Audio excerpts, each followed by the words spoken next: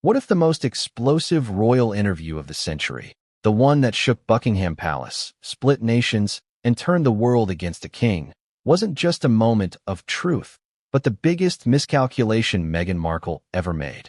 What if the monarch she thought would stay silent forever finally decided to speak, to fight, and to take his own daughter-in-law and one of the most powerful media moguls alive to court? It sounds impossible, right? A reigning British monarch filing a defamation lawsuit against Meghan Markle and Oprah Winfrey 5 whole years after the interview that nearly toppled the monarchy.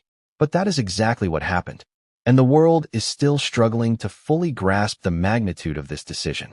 Before we continue, please hit the like button, subscribe to the channel, and turn on the notification bell for updates. Why now? Why after all this time? And what did King Charles discover behind palace walls that pushed him to the breaking point? These aren't the kind of questions that get asked lightly. They are the kind that tear open wounds the royal family tried desperately to ignore. They are the kind that make you rethink everything you believed about the monarchy, the Sussexes, and the interview that dominated headlines for months. Let's go back, briefly, to that 2021 moment. Millions were watching. Oprah leaned in, her voice calm but sharp, ready to catch the slightest tremor of truth or drama. Meghan let her guard drop, tears trembling in her eyes. Harry sat beside her, his expression tense, his body angled toward his wife like a shield. Then came the accusations, the stunning claims, the bombshells that ricocheted across the world like shrapnel. A royal making allegedly racist comments about their unborn baby. A duchess denied mental health support. A woman silenced, trapped, pleading for help behind palace walls.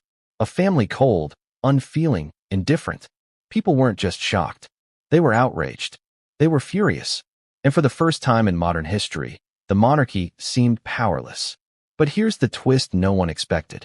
King Charles wasn't powerless. He was patient. For years, he let the narrative swirl.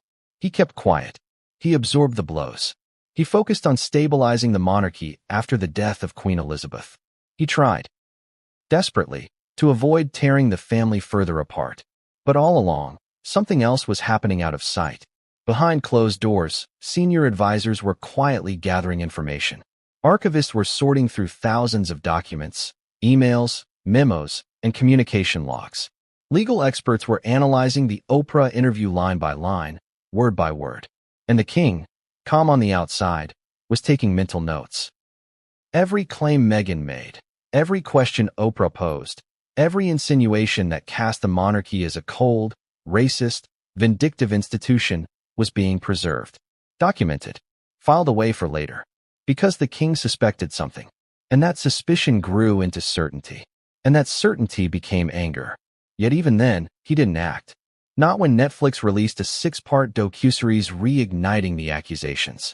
Not when Harry's memoir Spare painted his father as distant and emotionally inept. Not when the global headlines labeled Charles a bigot, a heartless monarch, a relic of an old and unjust age. He stayed silent.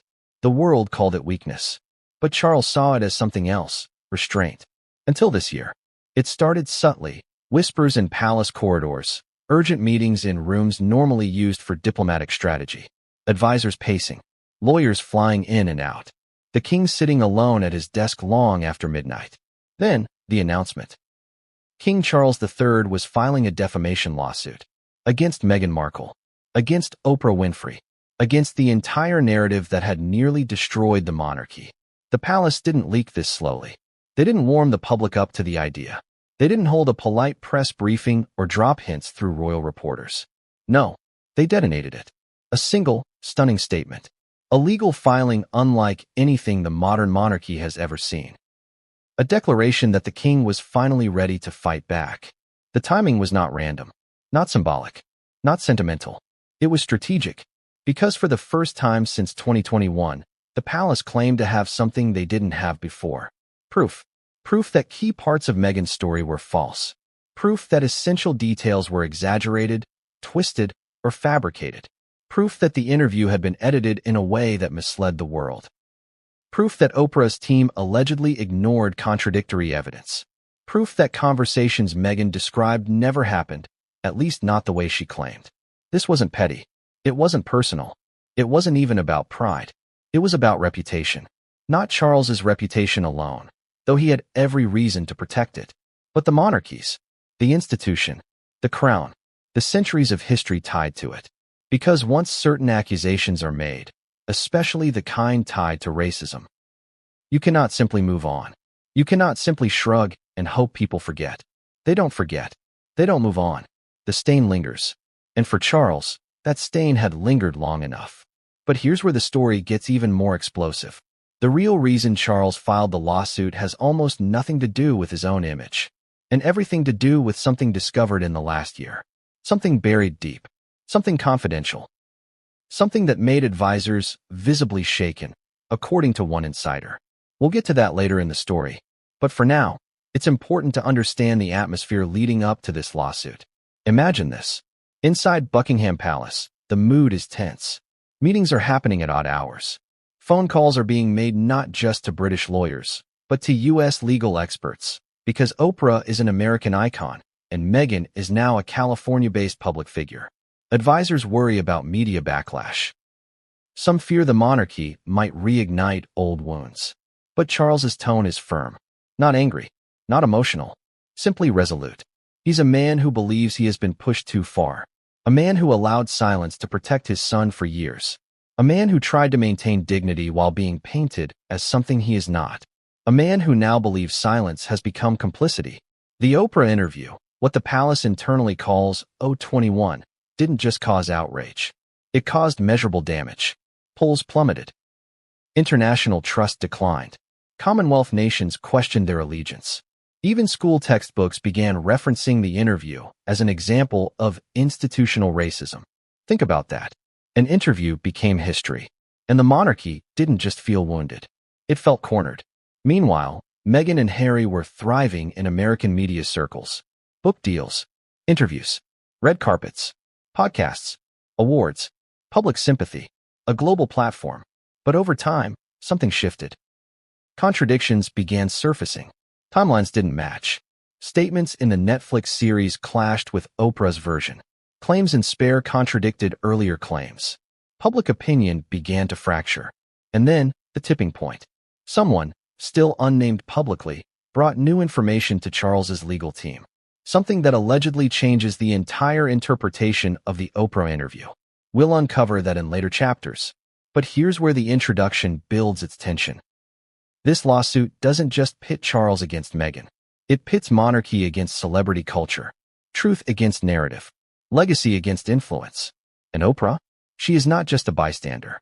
She is, according to the filing, an active participant in the creation and broadcast of a story that may have misrepresented critical facts. Her involvement elevates this case from a royal scandal to a global media earthquake. Ask yourself this. What happens when one of the most powerful women in media is accused of enabling misinformation in an interview watched by hundreds of millions? What happens when the monarch of the United Kingdom claims the broadcast harmed the stability of the crown? And what happens when both sides believe, deeply, that they are the ones standing on the truth? This is no longer a family feud. It is a political, legal, cultural clash with consequences stretching far beyond the royal gates. But as dramatic as this lawsuit is, the real story, the one hiding under the surface, is far more shocking. Because there is a reason Charles waited 5 years. There is a reason his lawyers feel confident now. There is a reason Oprah reportedly panicked after receiving the legal notice. There is a reason Meghan's team is scrambling behind the scenes. What if I told you that King Charles III wasn't planning to sue at all? That for 5 long years, he had remained silent, absorbing every accusation, every headline, every global backlash, only to be pushed to a breaking point by something no one outside Buckingham Palace could have predicted? That is exactly how this story begins. The year was 2025. The air inside the palace was thick, tense, charged. 5 years had passed since that infamous Oprah interview, the one that made Meghan Markle and Prince Harry the center of a worldwide media storm. To most of the world, the story had run its course. The public had moved on, or at least they thought they had. But inside the palace, the aftermath had never faded. Charles sat alone in his study, a room steeped in centuries of history, framed by books that had seen kings and queens navigate wars, scandals, and betrayals. His face was calm, his posture composed, but his mind was anything but. Advisors had been whispering for weeks, each meeting more urgent than the last. There were emails to review, documents to cross-check, and phone calls that could make or break the monarchy's stability. And then came the trigger, a confidential briefing that would alter the course of the king's plans. It was subtle at first, a quiet mention of discrepancies, a misaligned timeline, an overlooked email. But as the details emerged, they became impossible to ignore. Meghan's claims, once accepted by the public as truth, now appeared to be riddled with contradictions. Not just minor ones. Major contradictions that, if verified, could change the entire narrative of the interview. For a moment, Charles allowed himself a rare flash of emotion, a mixture of relief and disbelief. Relief that the truth might finally be acknowledged, disbelief at how much was being uncovered after all this time. But even in that moment, he knew what had to be done. Silence was no longer an option. Across London, word of the palace investigation began to leak through unofficial channels. The press, always hungry for intrigue, speculated wildly. Headlines questioned whether Charles had lost his patience, whether he would confront Meghan directly, whether this could spiral into a legal battle. And while the speculation swirled outside, inside the palace walls, the preparation was meticulous. Every email was analyzed, every statement cross-referenced, every witness prepared for the possibility of court testimony. But the king's decision was not solely about proving a point. It was strategic. Every move was calculated. The palace understood that if this lawsuit became public, it would not be just a legal battle. It would be a cultural event, a media spectacle, and a test of public loyalty to the monarchy. Charles knew that once he stepped into this arena, there would be no turning back. Meanwhile, Meghan and Harry were in Los Angeles, unaware of the full scope of what was unfolding. Their lives had been carefully curated in the public eye. Interviews, podcasts, book deals, appearances. They were thriving in American media circles, their narrative largely controlled. But what they didn't anticipate was that the monarchy had been quietly assembling its own arsenal of facts, witnesses, and evidence over the past 5 years. The turning point came when Charles's legal team discovered a series of internal communications, previously overlooked, that contradicted key elements of Meghan's claims. Emails between palace staff, memos that had been filed and forgotten, and correspondence that cast doubt on the timing and content of her statements. All pointed to inconsistencies. For the legal team, it was a goldmine. For Charles, it was validation.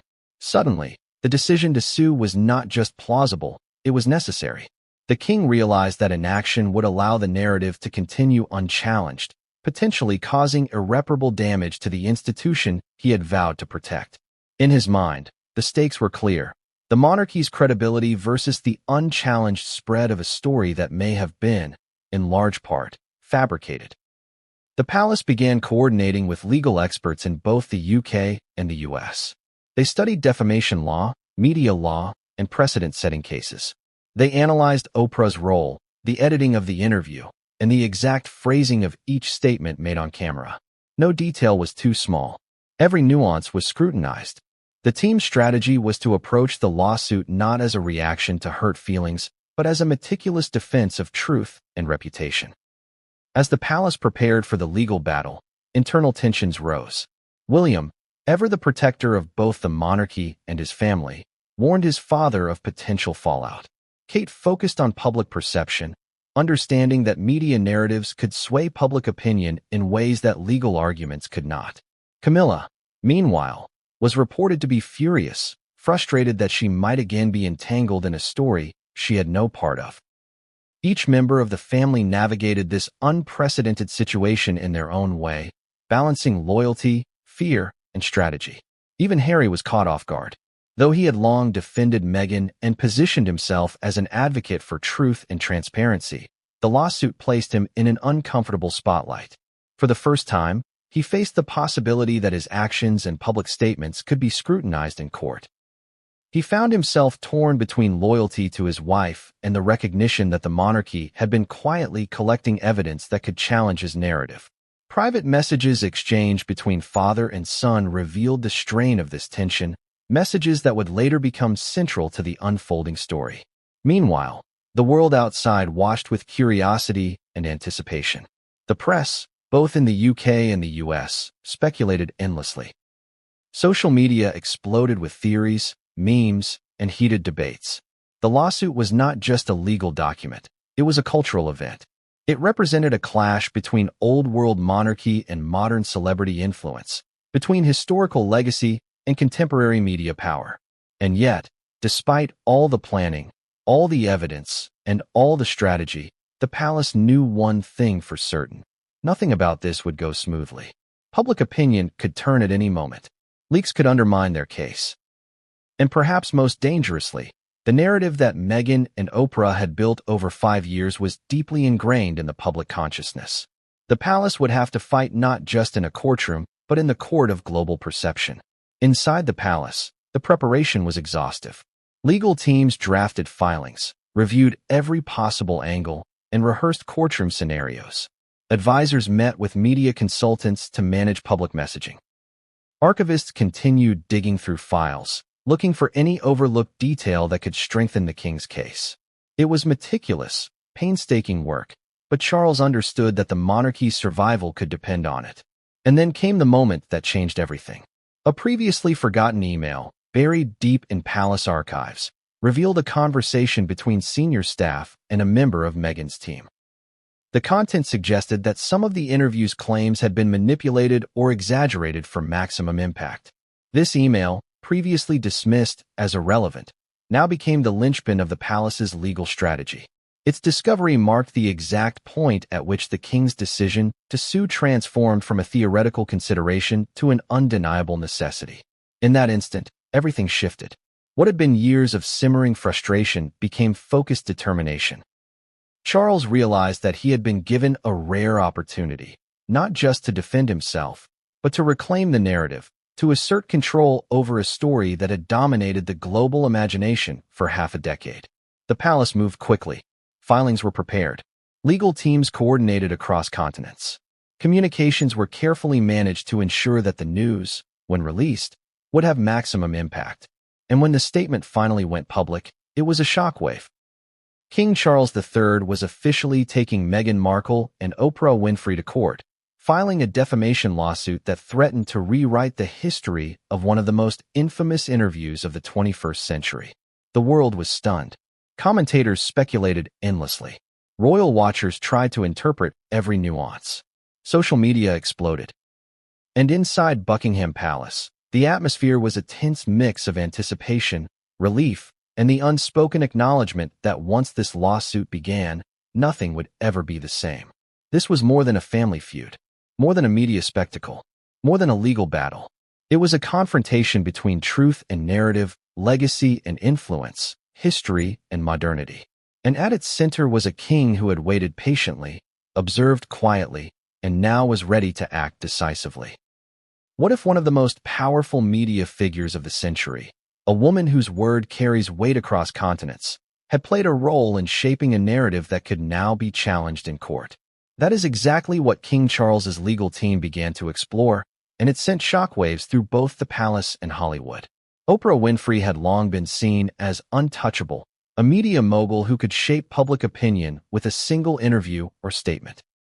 Her brand was credibility, empathy, and authority. When she sat down with Meghan Markle and Prince Harry, the world assumed the interview would be a moment of truth, a raw, authentic conversation capturing personal struggles and triumphs. But according to the lawsuit filed by King Charles, the reality was far more complicated. The palace claimed that Oprah was not merely a neutral journalist conducting an interview. She was an active participant in crafting a narrative. Lawyers alleged that certain questions were designed not just to elicit answers, but to provoke emotional reactions, framing the royal family in a negative light. Internal communications uncovered by the king's team reportedly show discussions about how to structure the interview, what segments to include, and which details would maximize public sympathy for Meghan and Harry. Consider this: an interview seen by millions worldwide suddenly becomes more than storytelling. It becomes a strategic exercise in influence. Every pause, every emotional inflection, every pointed question could now be scrutinized as part of a legal strategy. For Oprah, the stakes were unprecedented. The lawsuit didn't just threaten her reputation. It threatened her credibility as a journalist and the integrity of the media empire she had built over decades. The legal team went further, analyzing the interview frame by frame. They noted instances where context was allegedly omitted, where questions were edited to imply answers that were never fully given, and where Meghan's statements were presented in ways that could be interpreted as definitive, even when the original footage suggested uncertainty. To a casual viewer, these nuances would be imperceptible, but in court, precision matters. Every word, every gesture, every edit could carry weight. Sources inside the palace describe hours of intense debate over whether to include Oprah as a defendant. Some advisors argued that targeting her could backfire, turning public opinion against the monarchy. Others insisted that if she was complicit in misrepresenting facts, she had to be held accountable. Charles reportedly sided with the latter, believing that the truth of the monarchy was more important than potential media backlash. But here's where it gets even more intricate. The lawsuit claims that Oprah's team allegedly had access to contradictory evidence before the interview aired, evidence that might have prevented the public perception of the royal family as cold or discriminatory. Internal communications between Oprah's producers, which were later examined by palace lawyers, suggest awareness of alternative accounts and statements.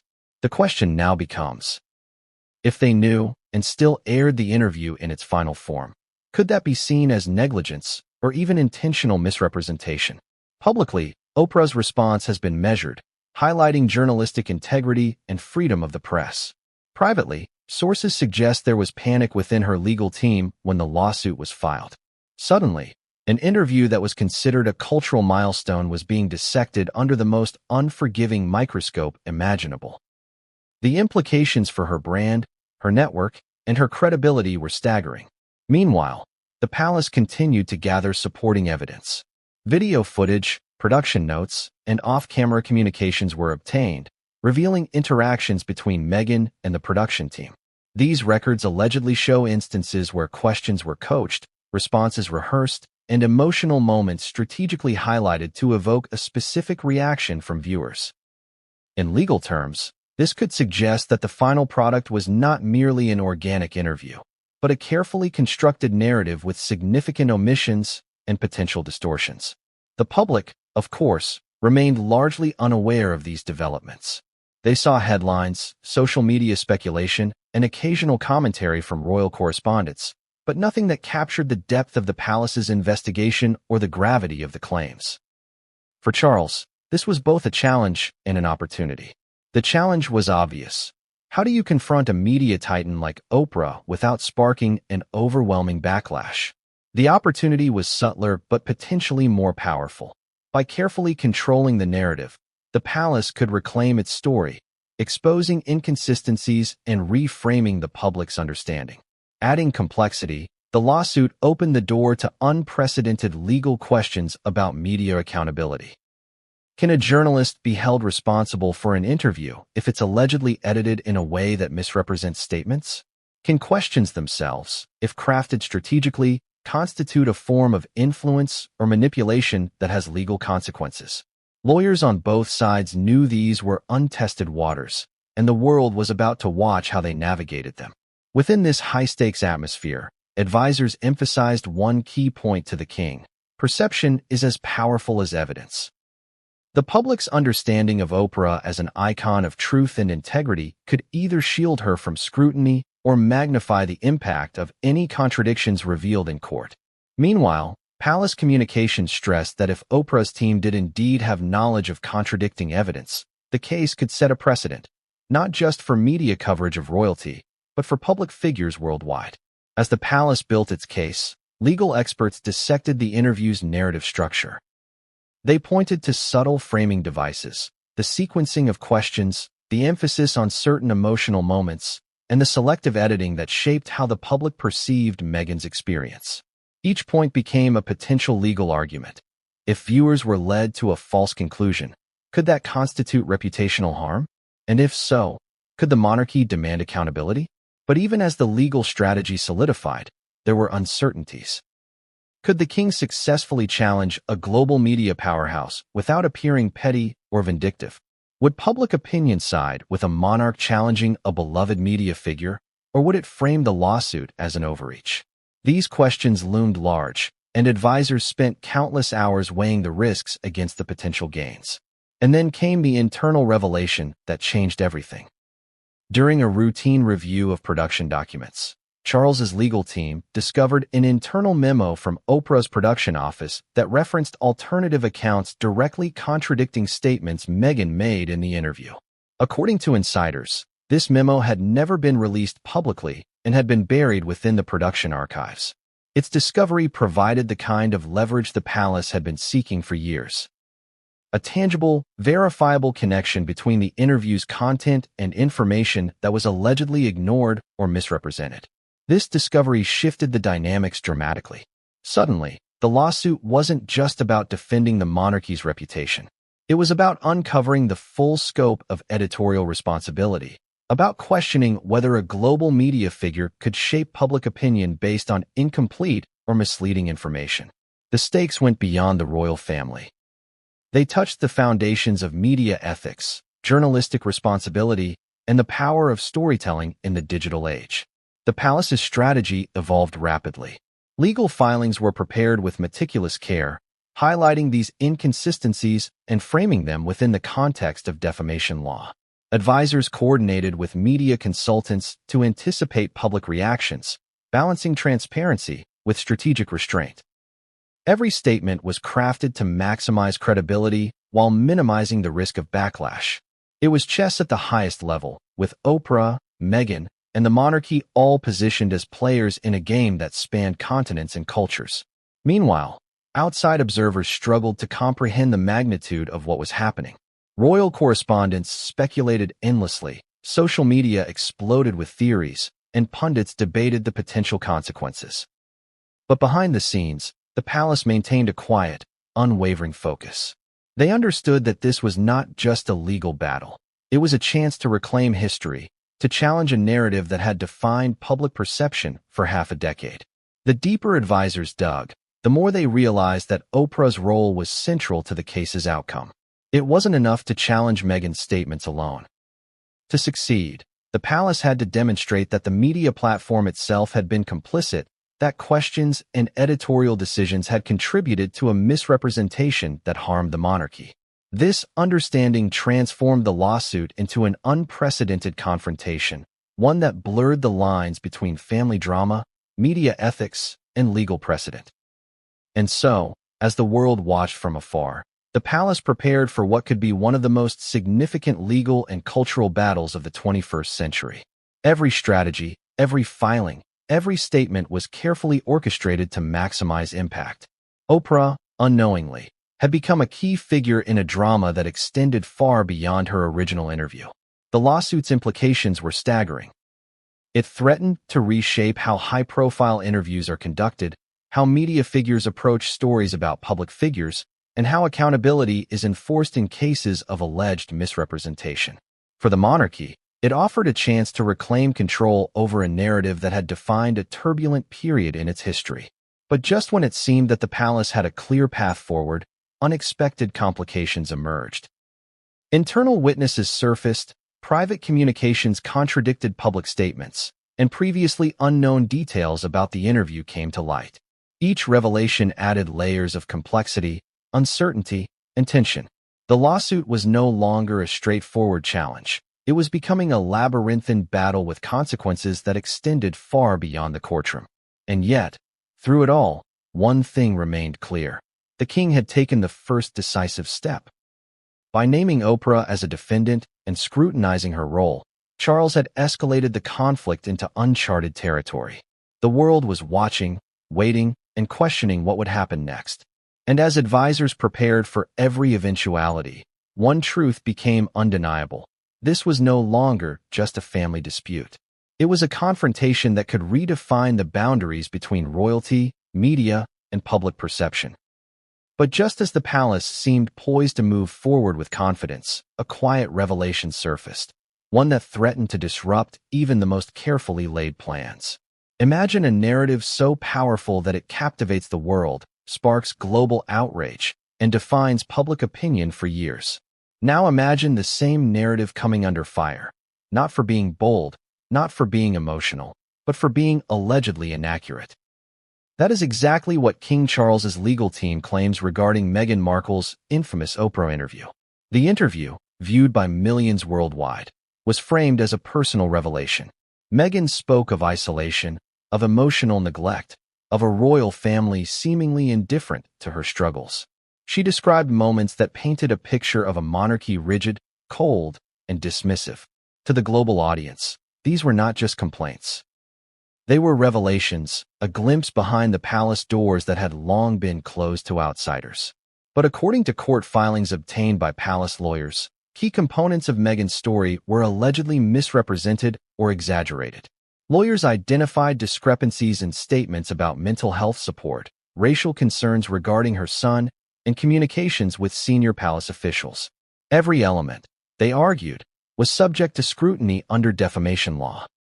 If a statement is presented as fact but is materially false, it can constitute harm to reputation. Let's break this down. One of the most explosive claims involved the alleged conversations with senior royals about Archie's skin color. Meghan stated that there were concerns raised internally, suggesting that members of the royal family questioned how dark her child's skin might be. Publicly, this statement sparked outrage and conversations about institutional racism, not just in the monarchy, but across society. It became one of the defining moments of the interview. Yet, according to internal palace records and witness statements, these conversations were either non-existent or had been mischaracterized. Lawyers allege that staff members present at meetings testified that race was never mentioned in the context Meghan described. Memos indicated that discussions focused on logistical concerns about titles and public perception, not race. These revelations form the backbone of the lawsuit, suggesting that a central element of the interview may have been factually inaccurate. Then there were claims about mental health support, or the lack thereof. Meghan spoke emotionally about being denied adequate assistance during periods of severe stress, implying that the institution had failed to provide help. However, palace records reportedly show that multiple offers of support were extended, with documentation of therapists and advisors being made available to her. Lawyers argue that while her feelings were valid, presenting the narrative as an institutional failure misrepresented the actions taken by the royal household. Another area under scrutiny involves communication timelines. Meghan's narrative suggested a sequence of events that, if accepted as accurate, indicated deliberate neglect or disregard. Yet, emails and memos reviewed by legal counsel reportedly contradict the timeline, indicating that responses were provided, meetings were scheduled, and internal staff were actively engaged in her well-being. This discrepancy, lawyers contend, is not a minor detail. It could form the basis of a defamation claim if the public perception of neglect is shown to be materially false. And then there's the portrayal of Harry himself. In the interview, Meghan described a sense of helplessness, implying that Harry was trapped between loyalty to his family and loyalty to her. Legal analysts note that this framing paints Charles and other royals as manipulative or uncaring. Yet evidence presented in the lawsuit suggests a more nuanced reality. Harry reportedly had access to advisors, was included in family discussions, and made decisions independently, contrary to the impression that he was powerless. The legal filings do not deny that Meghan experienced emotional distress. That is not the point. The claim centers on factual accuracy. Lawyers argue that presenting subjective feelings as objective reality in a global broadcast, without proper context, can be considered misleading. For the monarchy, this distinction is critical. A misrepresented fact, especially one tied to allegations of racism or neglect, has tangible consequences: public distrust, diminished authority, and international scrutiny. Interestingly, the lawsuit also challenges some subtler elements of the interview. Anecdotes about casual interactions, offhand comments, and private conversations are dissected in detail. Legal experts point out that small distortions, when amplified in a high-profile broadcast, can create a perception that diverges significantly from reality. In other words, even minor exaggerations can be powerful enough to affect reputation on a global scale. Lawyers also examined patterns of narrative reinforcement. Certain segments of the interview, They argue, selectively highlight emotionally charged statements while downplaying mitigating context. This technique, common in media production, becomes legally relevant when the omissions materially affect how the audience perceives the facts. The palace claims that these editorial decisions contributed to a narrative that misrepresented key aspects of Meghan's experience. Public perception has always been a double-edged sword for the monarchy. While millions support Meghan and Harry, millions more defend the crown. The lawsuit strategically leverages this division, asserting that inaccuracies, whether intentional or unintentional, have consequences beyond mere opinion. Lawyers point out that reputational harm in such a high-profile context is not hypothetical. It affects diplomatic relations, charitable initiatives, and the very legitimacy of the institution. Even outside the courtroom, analysts note the broader implications. If the palace can successfully challenge the accuracy of Meghan's statements, it could set a precedent for how public figures address private matters in global broadcasts. It also raises questions about the responsibility of media organizations to verify claims before presenting them as objective truth. In short, the lawsuit is not just about one interview. It could redefine media accountability in cases involving powerful institutions and individuals. At the heart of the case is a central tension: subjective experience versus objective fact. Meghan's experiences, as she lived them, were real and valid. But the lawsuit claims that the way those experiences were presented, particularly in moments suggesting institutional failure or prejudice, was not an accurate reflection of documented evidence. This distinction is subtle but crucial. Courts, lawyers emphasize, must consider not just feelings or opinions, but whether factual misrepresentations occurred. Moreover, legal filings indicate that the palace has lined up witnesses ready to testify. Senior staff, advisors, and insiders familiar with the internal workings of the monarchy have been briefed to provide clarity on events, conversations, and support offered. These witnesses could provide compelling evidence that contradicts Meghan's narrative, challenging widely held public assumptions. The stakes extend beyond reputational concerns. If successful, the lawsuit could compel Oprah and her team to disclose internal communications, production notes, and editorial decisions. It could require testimony under oath about how the interview was structured, what evidence was considered, and what choices were made regarding content. The implications for media accountability, journalistic ethics, and the treatment of high-profile interviews are enormous. For Meghan, this is not just a legal challenge. It is a moment that could redefine her public image. For 5 years, the interview has shaped global perception. Now, for the first time, every statement, gesture, and anecdote is being scrutinized under the lens of legal precision. Public opinion, long influenced by the broadcast, is suddenly vulnerable to reevaluation. The palace is careful to emphasize that the goal is not personal revenge. According to insiders, Charles wants clarity, accountability, and the restoration of truth. Lawyers argue that the monarchy's credibility is intertwined with public confidence.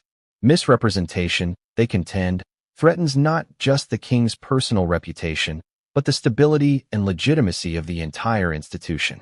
Yet the lawsuit is a high-wire act.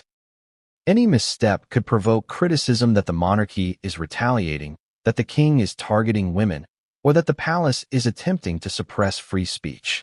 Legal experts warn that perception is as critical as evidence. Every filing, every public statement, every courtroom appearance must be calculated with extreme care. And then there's the emotional dimension. Public interest in Meghan's experiences is intense, and her supporters are vocal. Any legal challenge risks inflaming tensions, deepening divides, and generating unprecedented media coverage. The palace, aware of these dynamics, has adopted a strategy of precision and restraint, releasing information methodically to maximize impact while minimizing backlash. Even as legal preparations proceed, new contradictions continue to surface. Internal documents, witness recollections, and historical records are revealing inconsistencies that may reshape public understanding of the interview. Lawyers are methodically cataloging every discrepancy, framing them within a coherent legal argument that could hold up under intense scrutiny. The implications are staggering. If the palace can successfully demonstrate inaccuracies in Meghan's statements, it could recalibrate public perception, challenge long-held assumptions, and shift the balance of narrative power. It would not erase personal experiences or emotional truths, but it would demand that global audiences reconsider the factual basis of claims that have dominated headlines for half a decade. And just when it seemed that the palace had compiled a comprehensive case, a new twist emerged. Communications surfaced suggesting that Meghan may have been advised by third parties on how to frame her experiences for maximum public impact. This revelation, if verified, could further complicate the narrative, raising questions about influence, intent, and the interplay between personal testimony and external guidance. The stage was set for a legal battle unlike anything the monarchy or global media had ever seen. Every allegation, every accusation, and every statement would be dissected. Every gesture, inflection, and timing would be analyzed, and the world would be watching. But as compelling as the case against Meghan appeared, the most explosive revelations were still to come. What if the King of England, a man whose life has been defined by diplomacy, protocol, and centuries of royal tradition, suddenly found himself in uncharted territory? A courtroom, taking on a global media icon and a former family member in a case that could redefine public perception forever. That is the unprecedented situation King Charles III now faces, and the strategy behind his lawsuit is as meticulously planned as any royal campaign in history. The palace's legal team, assembled over months, is composed of some of the most elite lawyers in the United Kingdom and the United States. They are specialists in defamation law, media law, and international litigation, with decades of experience navigating cases that attract global attention. Their goal is not only to win in court, but to reclaim the narrative that Meghan Markle and Oprah Winfrey have controlled for nearly half a decade. Every decision is designed to maximize credibility, minimize backlash, and leverage the weight of evidence collected behind palace walls. At the heart of the strategy is precision. Every allegation made in the lawsuit is backed by meticulously documented evidence. Emails, memos, witness statements, and internal communications have been collected, cross-referenced, and verified. Legal analysts describe the palace's case as bulletproof on paper, though the reality of courtroom dynamics is far more complex.